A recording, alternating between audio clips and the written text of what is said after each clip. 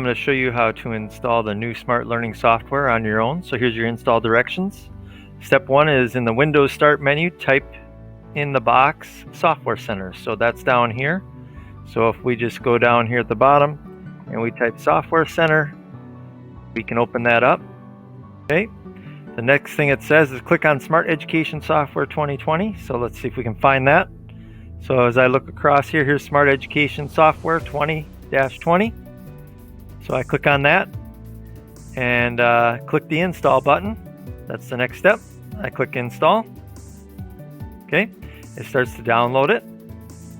It says it will start the download, and when it's ready to install, another icon will pop up in the taskbar. Click the icon and continue through the install process. This should take you about 15 to 25 minutes and it should be installed for you. So I hope that helps.